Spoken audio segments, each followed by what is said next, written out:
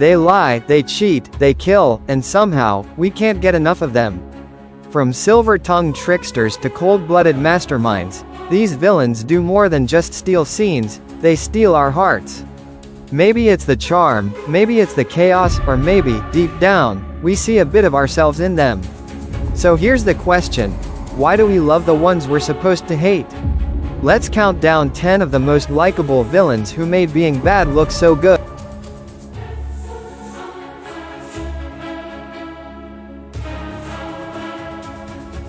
At number 10, we've got the god of mischief himself, Loki.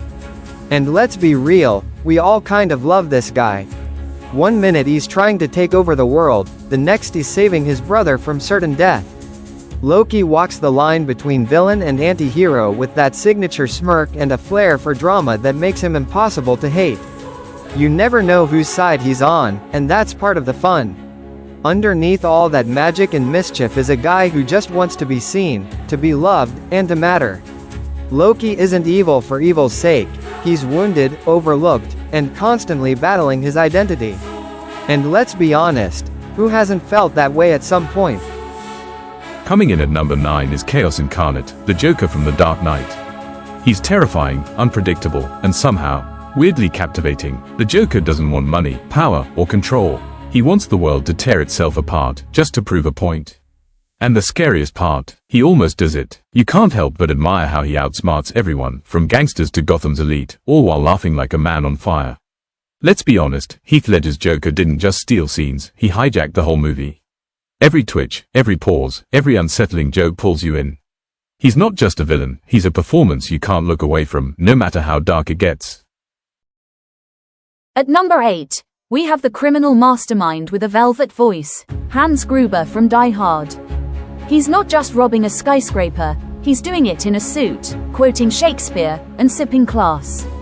Hans isn't your average shoot-first bad guy. He's refined, articulate, and 10 steps ahead of everyone. Whether he's bluffing a negotiation or outwitting the FBI, you almost want him to pull it off, just to see how far he'll go. Alan Rickman's performance is pure villain gold. He doesn't shout, he purrs. He doesn't panic, he plots. And when that calm cracks, you feel it. Gruber's charm is so magnetic, he practically became the blueprint for all stylish villains that came after. At number 7, we dive into the chilling charm of Norman Bates, the quiet, boyish motel manager from Alfred Hitchcock's Psycho. He's soft-spoken, polite, and hiding one of the darkest secrets in cinema history.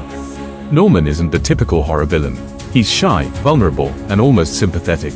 You don't expect evil, you expect awkward small talk and a quiet night. And that contrast, that's what makes him so unsettling and strangely likable. Norman isn't just bad, he's broken. Torn between his own identity and the haunting grip of mother, he becomes a victim of his own mind. You don't just fear him, you pity him. And that emotional complexity sticks with you long after the final scene. Is Norman a monster, or a man lost in madness? Drop a brain emoji in the comments if he gave you chills. And at number 6, we've got a villain who's more pirate than monster, Captain Hector Barbosa. Cursed, yes, ruthless, definitely, but somehow, we love him anyway. Barbosa isn't just a villain, he's a performance. He's got dramatic flair, witty one-liners, and the kind of theatrical confidence that makes you want to grab a sword and join his undead crew. He's bad, sure, but he's fun.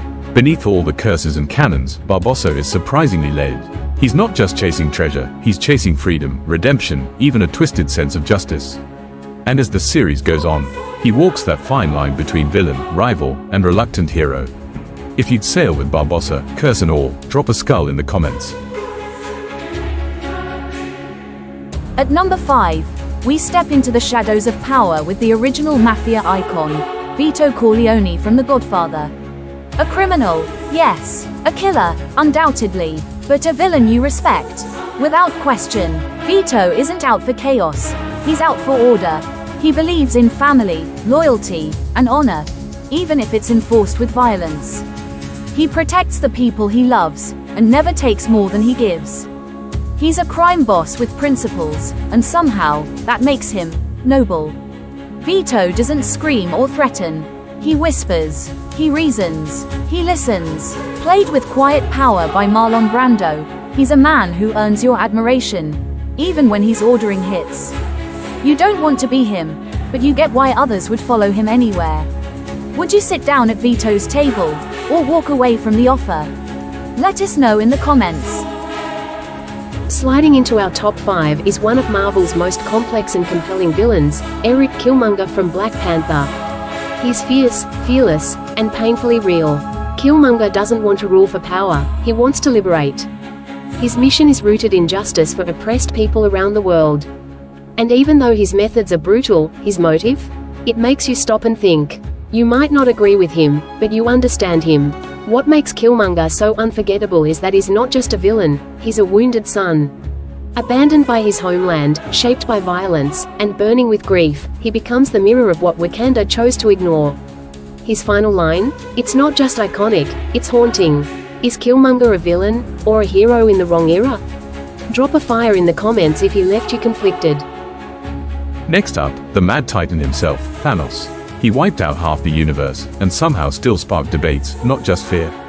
Thanos doesn't see himself as evil, he sees himself as a savior.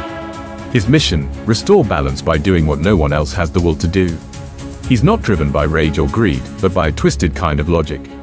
And that conviction, it makes him terrifying and fascinating. He doesn't gloat, he doesn't monologue for fun. Thanos sacrifices, mourns, and even respects his enemies. Unlike most villains, he doesn't enjoy destruction, he sees it as necessary. It's that emotional control and quiet strength that makes you go, wait, is he right? If you ever found yourself almost siding with Thanos, snap that like button and drop a purple color in the comments. Coming in next is the most terrifying gentleman you'll ever meet, Dr. Hannibal Lecter. He's a cannibal, a murderer, and yet, you can't look away. Lecter isn't a brute, he's a genius. His sharp mind, cultured tastes, and unnerving calm make him mesmerizing. Whether he's breaking down Clarice's past or playing mind games from behind glass, you're hooked by every word. He's evil, yes, but elegantly evil. Despite everything, Lecter treats Clarice with strange respect. He doesn't just manipulate, he guides. There's a twisted mentorship there, even a glimmer of care. It's this contrast, monster and mentor, that makes him one of cinema's most likable nightmares. Is Lecter terrifying or tragically fascinating? Drop a wine glass in the comments if he got under your skin. Numero uno on our list of likable villains is the ice-cold queen of control, Nurse Ratched. She's not your typical antagonist, there are no weapons, no explosions, just a soft voice and total dominance. Ratched isn't evil for the sake of it, she's convinced that order and discipline are the cure for chaos. Her cruelty is calculated, but she sees it as necessary. That self-righteous calm makes her scarily real, and even a little relatable if you've ever thought, I know what's best. She doesn't shout, she doesn't fight, she manages, with icy efficiency and unbreakable poise. It's that quiet control that makes her strangely admirable. She's like a chess master running a ward instead of a board, and watching her play is disturbingly captivating. Was Ratched a villain, or just a product of a broken system? Drop a chess piece in the comments if she gave you chills.